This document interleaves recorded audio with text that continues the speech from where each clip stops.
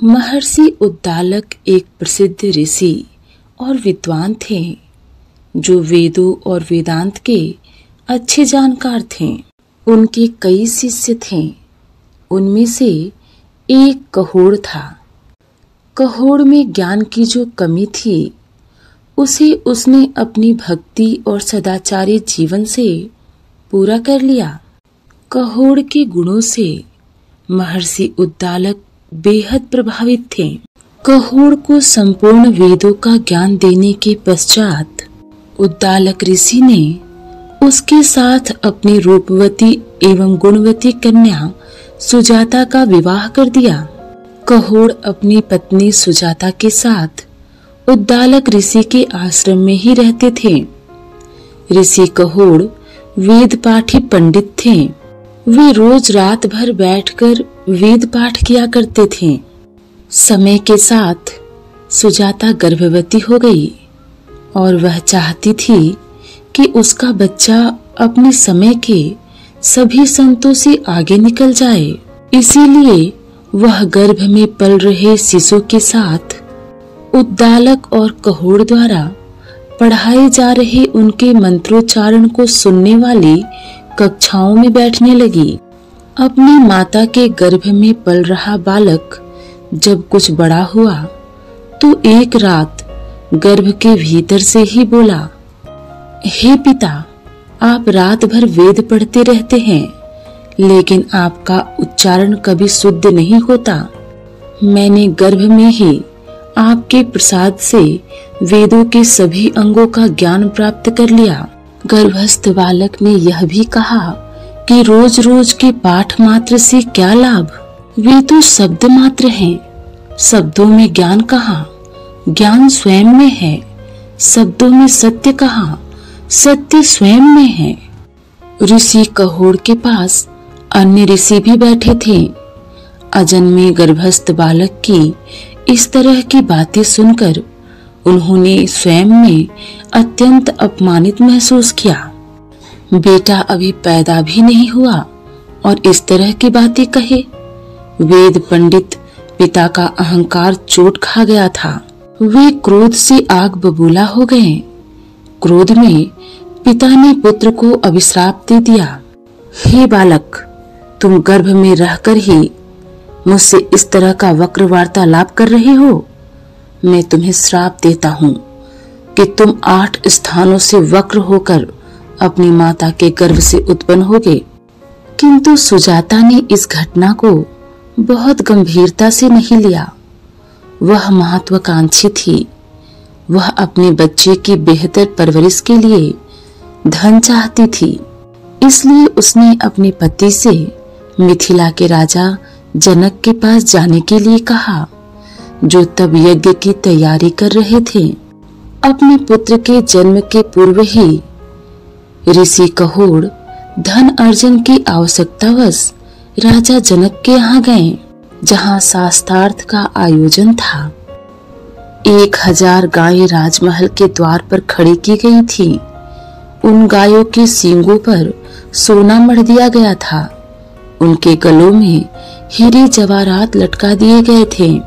शास्त्रार्थ की शर्त यह थी कि जो विजेता होगा वह इन गायों को हाँक ले जाएगा तथा विजेता हारने वाले का किसी भी तरह से वध कर सकेगा। शास्त्रार्थ राज्य के महापंडित वंदिन से करना होता था। कहते हैं शास्त्रार्थ में ऋषि कहोड़ हार गए। इसलिए विजेता पंडित वंदिन ने उन्हें पानी में डुबाकर मरवा डाला। जब काफी दिनों तक ऋषि कहोड़ आश्रम में लौटकर नहीं आए तो उद्दालक ने उनकी खोज कराई। उनके शिष्यों द्वारा ज्ञात हुआ कि कहोड़ को शास्त्रार्थ में पराजित होने के फलस्वरूप वंदिन ने मरवा डाला है। इसी दौरान ऋषि कहोड़ की पत्नी सुजाता ने एक बालक को जन्म दिया। श्राप के अनुसार वह बालक 8 स्थानों पर से वक्र था, 8 जगह से कुबड़े ऊंट की भांति। इसलिए उसका नाम अष्टावक्र पड़ा। ऋषि कहोड़ की मृत्यु की बात अष्टावक्र से छुपाकर रखा गया था। बालक अष्टावक्र अपने नाना उद्दालक को ही अपना पिता जानता था। 12 वर्ष बीत गए। अष्टावक्र तो गर्भ में ही महान पंडित और ज्ञानी हो चुका था। इसके साथ ही उसने अपने नाना उद्दालक के आश्रम में 12 वर्ष और अध्ययन किया। तब तो वह ब्रह्मा के समान मेधावी हो चुका था। तभी एक दिन अचानक उसे अपने पिता के बारे में वास्तविक तथ्यों की जानकारी हुई। उसने अपनी माता से इस संबंध में पूछा। तब उसकी माँ ने सारा वृतांत कह सुनाया। बालक अष्टावक्र को बड़ा आघात लगा। उसने उसी समय माँ से कहा, माँ, मुझे आज्ञा दो, मैं अभी जाकर उस दुष्ट को परास्त करता हूँ। तब मैं अपने पिता का बदला अच्छी तरह से लूंगा। माँ ने बालक को बहुत मनाया कि यह उसके लिए घातक होगा। वह अभी बालक है, लेकिन अष्टावक्र नहीं माने। वह अपने मामा श्वेत केतु के साथ राजा जनक के नगर की ओर चल पड़े। उस समय जनक के वहां यज्ञ हो रहा था। उसमें भाग लेने के लिए देश भर से अनेक पंडित बुलाए गए थे। अष्टावक्र सीधे राजमहल की ओर पहुंच गए, लेकिन द्वारपाल ने अंदर जाने से रोक दिया। उसने कहा कि वृद्ध और चतुर ब्राह्मण ही यज्ञ में जाने के अधिकारी हैं। बालकों को इसके अंदर जाने का अधिकार नहीं है। अष्टावक्र ने अनेक प्रकार से द्वारपाल से वाद विवाद किया। अंत में उन्होंने कहा, द्वारपाल, सिर के बाल सफेद होने से कोई मनुष्य वृद्ध नहीं हो जाता। जो व्यक्ति बालक होकर भी ज्ञानी है, उसे ही देवताओं ने भी ज्ञानी कहा है। सांगो पांग वेद को जानने वाले विद्वान ही महत और वृद्ध हैं। हम तुम्हारे महापंडित वंदिन को देखने आए हैं। हम उस वंदिन को शास्त्रार्थ में परास्त करके विद्वानों को चकित कर देंगे। तब तुम्हें हमारी मेघा के बारे में मालूम होगा। तब कहीं द्वारपाल ने अष्टवक्र को अंदर जाने दिया। अष्टवक्र दरबार में भीतर चले गए। महापंडित भीतर इकट्ठे थे। पंडितों ने उन्हें देखा। उनका 8 भागों से टेढ़ा मेढ़ा शरीर। वह चलते तो भी लोगों को देखकर हंसी आ जाती। उनका चलना भी बड़ा हास्यप्रद था। सारी सभा अष्टवक्र को देखकर हंसने लगी। अष्टावक्र भी खिलखिलाकर हंसे। जनक को विचित्र लगा। उन्होंने पूछा, और सब हंसते हैं? वह तो मैं समझ गया कि क्यों हंसते हैं, परंतु बालक तुम क्यों हंसे? 12 वर्ष के बालक अष्टावक्र ने कहा, मैं इसलिए हंस रहा हूँ कि चमड़े के पारखियों की सभा में सत्य का निर्णय हो रहा है। यह सुनकर सभी सन्न रह गए। सभा में सन्नाटा छा गया। महापंडितों की जमात तिलमिला उठी। सम्राट जनक ने धैर्यपूर्वक पूछा, धृष्ट बालक, तुम्हारा मतलब क्या है? अष्टवक्र जरा भी विचलित नहीं हुए। उन्होंने जवाब दिया, बड़ी सीधी सी बात है। इनको चमड़ी ही दिखाई पड़ती है, मैं नहीं दिखाई पड़ता। इनको आढ़ा टेढ़ा शरीर दिखाई पड़ता है। ये चमड़ी के पारखी हैं, इसलिए ये चमार है राजन। मंदिर के टेढ़े होने से कहीं आकाश टेढ़ा होता है, घड़े के फूटे होने से कहीं आकाश फूटता है। आकाश तो निर्विकार है। मेरा शरीर टेढ़ा मेढ़ा है, लेकिन मैं तो नहीं। यह जो भीतर बसा है, इसकी तरफ देखो। बालक के मुख से ज्ञानपूर्ण उपहास सुनकर सभी पंडित हस्तप्रभ और लज्जित रह गए। उन्हें अपने अहंकार और मूर्खता पर अत्यंत पश्चाताप हुआ। अष्टावक्र ने राजा जनक से कहा, हे राजन, अब मैं आपके उस मेघावी राज पंडित से मिलना चाहता हूँ, जो पंडितों के बीच में भय बना हुआ है। उसी से शास्त्रार्थ करने की इच्छा से मैं यहाँ आया हूँ। मैं अद्वैत ब्राह्मणवाद के विषय में उससे वार्ता करूंगा। राजा जनक ने कई तरह से उन्हें विचलित करने के लिए डराया और समझाया, शास्त्रार्थ के विचार को त्याग देने के लिए कहा, लेकिन अष्टवक्र अड़िग रहे और स्वर कठोर करके कहा, हे राजन, बालक कहकर आप मुझे हीन क्यों कहते हैं? मेरा आग्रह है कि आप वंदिन को शास्त्रार्थ के लिए बुलाइए, फिर आप देखेंगे कि मैं उसको किस प्रकार परास्त करता हूँ। राजा जनक को विश्वास होने लगा कि यह बालक असाधारण है। उन्होंने परीक्षा के लिए कुछ प्रश्न किए। जनक ने पूछा, हे ब्राह्मण पुत्र, जो मनुष्य 30 अंग वाले, 12 अंश वाले, 24 वर्ष वाले, 308 आरे वाले पदार्थ के अर्थ को जानता है, वही सबसे बड़ा पंडित है। अष्टवक्र ने तुरंत उत्तर दिया, हे राजन, 24 पर्व, 6 नाभि, 12 प्रधि और 308 आरे वाला वही शीघ्रगामी काल चक्र आपकी रक्षा करे। राजा जनक ने फिर कहा, जो 2 वस्तुएं अश्विनी के समान से संयुक्त और बाज पंछी के समान टूट पड़ने वाली हैं, उनका देवताओं में से कौन देवता गर्भधान करता है? ये वस्तुएं क्या उत्पन्न करती हैं? अष्टवक्र ने कहा, हे राजन, ऐसी अशुभ वस्तुओं की आप कल्पना भी न करें। वायु उनका सारथी है, मेघ उनका जन्मदाता है, फिर वे भी मेघ को उत्पन्न करती हैं। राजा जनक ने पूछा, सोते समय आंख कौन नहीं मूंदता? जन्म लेकर कौन नहीं हिलता? हृदय किसके नहीं है? और कौन सी वस्तु वेग के साथ बढ़ती है? अष्टवक्र ने कहा, मछली सोते समय अपनी आंख नहीं मूंदती, अंडा उत्पन्न होकर नहीं हिलता, पत्थर के हृदय नहीं होता, नदी वेग से बढ़ती है। अष्टवक्र के वचनों को सुनकर राजा जनक प्रसन्न हो गए। उन्होंने उस ब्राह्मण बालक के हाथ जोड़कर कहा, हे ब्राह्मण पुत्र, आपकी जैसी अवस्था है वैसे आप बालक नहीं हैं। ज्ञान में आप निश्चित ही वृद्ध हैं। मुझे आपके मेघा पर निश्चित ही विश्वास हो गया है।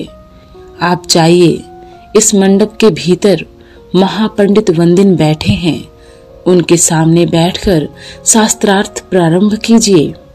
अष्टवक्र ने अंदर पहुंचकर वंदिन को शास्त्रार्थ के लिए ललकारा। वंदिन देखकर चौंक पड़ा, बिना उत्तर दिए उसकी नादानी पर हंसा। अष्टवक्र ने कहा, हे महाअभिमानी पंडित वंदिन, कायरों की भांति चुप क्यों बैठा है? आ मेरे सामने शास्त्रार्थ कर। वंदिन ने अपमानपूर्ण वाणी सुनकर आवेश में प्रश्न प्रारंभ किया। उसने कहा, एक अग्नि कई प्रकार से प्रज्वलित की जाती है। सूर्य एक होकर भी संपूर्ण जगत को प्रकाशित करता है। एक वीर इंद्र शत्रुओं का नाश करता है और यमराज सब पितरों के स्वामी हैं। अष्टवक्र ने कहा, इंद्र और अग्नि दोनों सखा के रूप में साथ साथ विचरते हैं। नारद और पर्वत दोनों देवर्षि हैं। अश्विनी कुमार 2 हैं। रथ के पहिए 2 होते हैं और विधाता के विधान के अनुसार स्त्री और पति 2 व्यक्ति होते हैं। वंदिन बोला, कर्म से 3 प्रकार के जन्म होते हैं। 3 वेद मिलाकर वाजपेयी यज्ञ को संपन्न करते हैं। अवर योगन 3 प्रकार के स्नानों की विधि बताते हैं। 3 प्रकार के लोक हैं और ज्योति के भी 3 भेद कहे गए हैं। अष्टवक्र ने उत्तर दिया, ब्राह्मणों के आश्रम 4 प्रकार के हैं। 4 वर्ण यज्ञ को संपन्न करते हैं। दिशाएं 4 हैं। वर्ण 4 प्रकार के हैं और गाय के 4 पैर होते हैं। वंदिन ने कहा, अग्नि 5 है। पंक्ति द्वंद में 5 चरण होते हैं। यज्ञ 5 प्रकार के हैं। वेद में चैतन्य, प्रमाण, विकल्प, विपर्य, निद्र और स्मृति, ये 5 प्रकार की वृत्तियां कही गई हैं और 5 नद देश सर्वत्र पवित्र कहा गया है। अष्टवक्र ने कहा, अग्न्याधाम की दक्षिणा में 6 गोदान की विधि है, ऋतुएं 6 हैं, इंद्रियाएं 6 हैं और सारे वेद में 6 साधक्य यज्ञ की विधि का वर्णन है। वंदिन बोला, ग्राम्य पशु 7 प्रकार के होते हैं, वन के पशु भी 7 प्रकार के होते हैं।